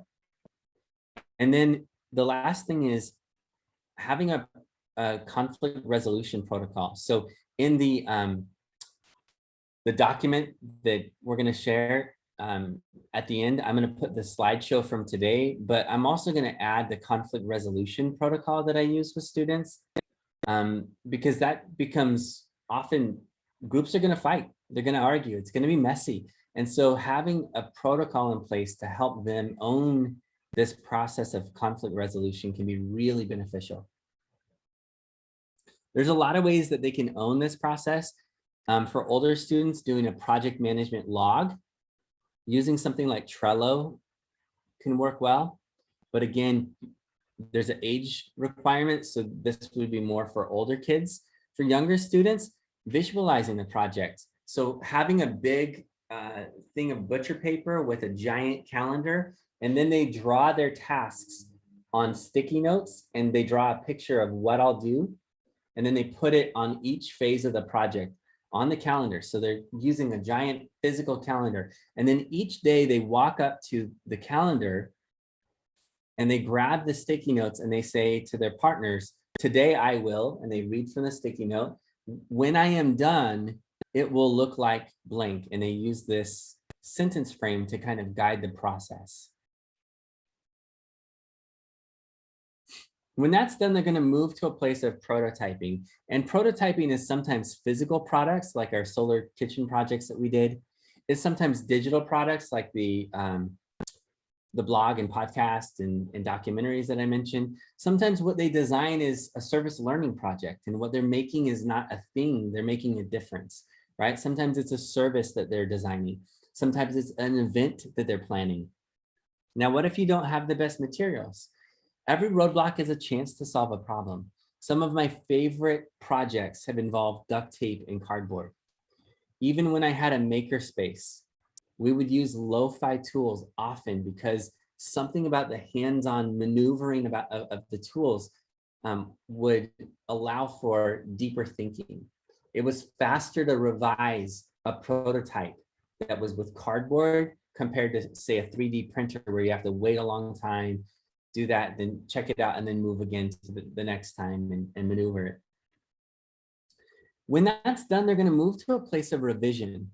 And the goal is that you're getting them to see that failure is permanent, but failing is temporary. If you think about the students in a class, who would be the ones who would have the hardest time allowing themselves to make mistakes? Let's just ask it that way. Who are your students that are going to struggle the most with admitting that there are mistakes in their work? Yeah, high achievers, yeah. Anybody else? Overachievers, yeah. Seeing kind of a trend there, right? The most successful. In my experience, I saw this was a downside of the gifted label. A lot of my gifted students were risk averse. They were afraid of having something wrong. And you realize that they took the gifted label to mean I have to be perfect. And often there was a fixed mindset. So my goal in this revision phase is I want students to have a growth mindset. I want them to develop that grit, but you cannot develop grit unless you have slack. So the goal is give them slack, give them revision time so that they can develop that grit, that growth mindset.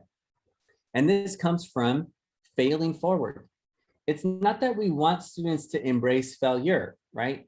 There's a term for people that embrace failure. It's called the Detroit Lions. What we want is not to embrace failure. We want to embrace failing as a part of the process, to fail forward. Now, what does this look like? It means we celebrate creative risk-taking. I used to work with a buddy named Javi, and he and I both did these project-based learning lessons, but I was noticing his students were taking such great creative risks in their class, and I knew something was going on. So I went to his classroom during a prep period of mine. Yeah, I love that. Failure is not falling down, it's staying down. So I showed up to his class and I wanted to see what was going on. And he did something at the end of the class period that I started implementing, which was that he would ask students every day to share their epic fail. And he had like a container, and he had popsicle sticks, and he would pull out the popsicle stick And he would call a name, and students would use a sentence frame that said, my epic fail was blank. What I learned was blank. What I'll try next time is blank. And he pulls it out and it says Javier. And he says, Javier, is there a Javier? There's no Javier in this class. And he's looking all around and he goes, oh, my name's Javier. Oh no. And so then he says, I try to teach vocabulary this way. What I learned when it didn't work was this. What I'm going to try tomorrow is this. And his students all stood up and cheered. And I said, dude, I can't believe you got a group of 7th graders to cheer for your crappy lesson. That's amazing. But if we think about that for a minute, what were students learning in that moment? I would love for you in the chat. What were they learning from that process of Javi celebrating his epic fail? Yeah, mistakes are okay. Great point, Yasmin. Yeah, it's okay to make those mistakes. Everyone fails. And it was powerful for Javi to share those mistakes.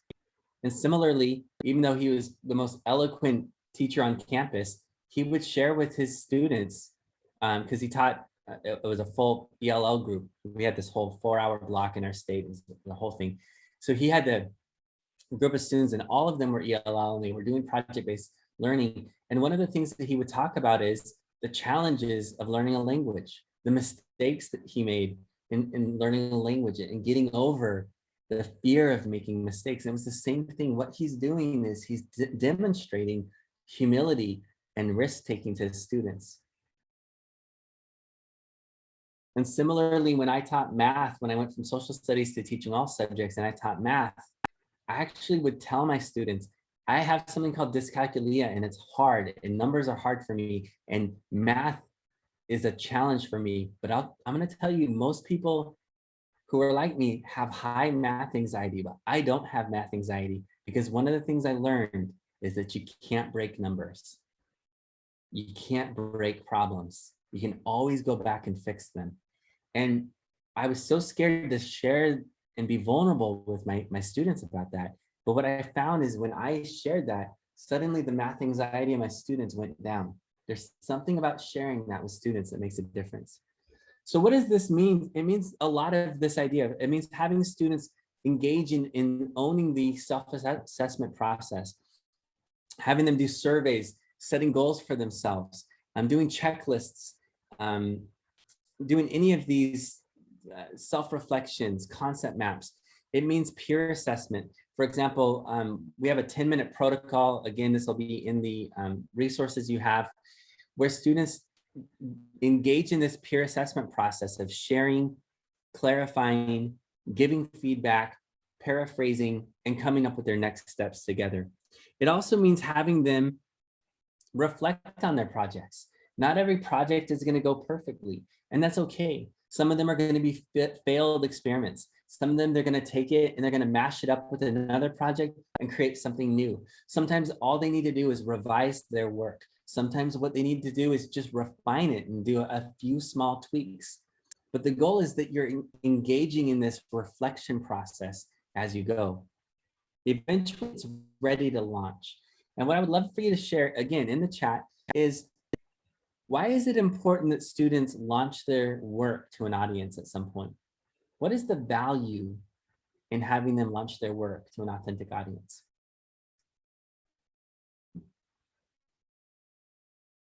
Yeah, feedback gives them a voice. I love that someone brought up interpersonal communication skills. Yeah, there's more pride in their work. I love that idea. They feel empowered.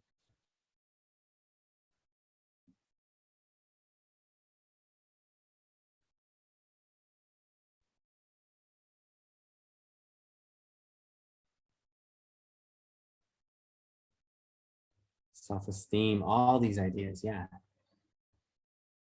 Brian brought up that idea of multiple perspectives. I love that concept of how they gain more nuanced views and can see things from other perspectives. Yeah, getting over that performance anxiety, that was a huge thing for me. That was what happened with me in having to share my work with my classmates, even just with my classmates in that History Day project. I created a little sketch note about some of the things that happen when students launch their work to an audience. They find that creative voice, right? They develop that growth mindset. They become fearless in their work. And so the goal then is what you're saying truly deep down inside is, I'm not afraid to be known. I'm going to share my work with an authentic audience. And ultimately beyond the work, what they're really gaining is that sense of being known and building that relationship. Too often work ends up on the refrigerator or in a backpack. It gets published to an audience of the teacher. But when it goes out into the world, whether that's a small community or the whole world, there's something truly powerful.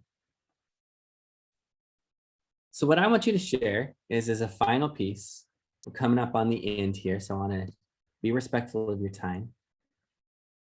Of all the ideas that we shared, what is one key takeaway that you have from our time together? So again, just share in the chat, what is one key takeaway from our time together?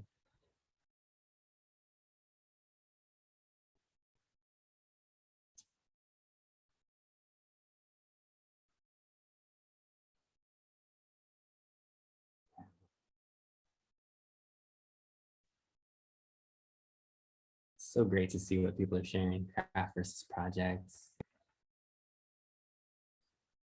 I saw a few people make some connections between PBL and design thinking, and I love that because I kind of think of project-based learning as a pedagogical framework, but design thinking is a creative or design framework. And so someone privately asked the question if there's a connection between them. And I would say absolutely. Every time I did design thinking with students, I was also doing project-based learning. And so I see those two fitting together really nicely. Embrace what I can. Authenticity. Love these ideas. Liz brought up that idea of authenticity, definitely. So thank you, everybody. I appreciate that. I know Dr. Woods shared the link to the feedback. Any final pieces that you want to share before we're done?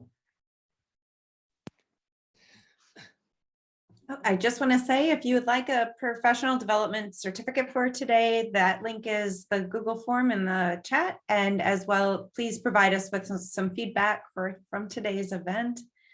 Thank you all so much for your active engagement. Dr. Spencer, thank you for being here with us today. We really enjoyed everything you brought to us. We're really grateful. For everyone who's still on the call, you will be receiving the resources, but it probably won't be till about Monday or Tuesday.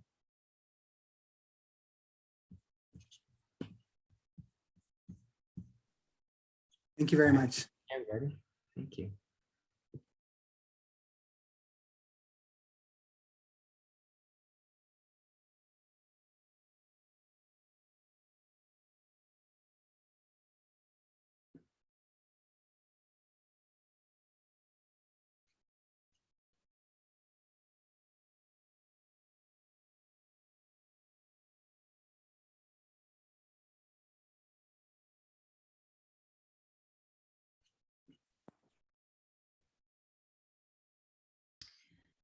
Thank you. I really appreciated everything, Dr. Wood and Dr. Spencer. Thank you. Thank you, Mitzi, for coming today. I know it's a Saturday. It was, thank you. All right, well, thank you, everyone. All right. Thank you so much, John. Yeah, thanks. Really Have a great appreciate it. weekend. And let me know, just give me an email when the resources are ready. All right, I'll do that. Thank you, Dr. Spencer. I really enjoyed the examples that you had. So, okay. Oh, thank you. Bye-bye. Bye, Dr. Bye. Wood. See ya. Hi, Lori. Bye. I think she remembers. I don't know if you remember me. Maybe you do. You're muted, so we can't hear you. Oh, sorry, you missed all my excitement. What are you doing these days? I'm still teaching middle school. Good. Where? Rose Middle in Oceanside. Oh, good. And you're Yeah. doing well? I'd say so. I mean, I made it through virtual learning, so I mean, anyone that can do that, you know, all of us that did that, Yes. we made that. So Yeah, absolutely. Yeah.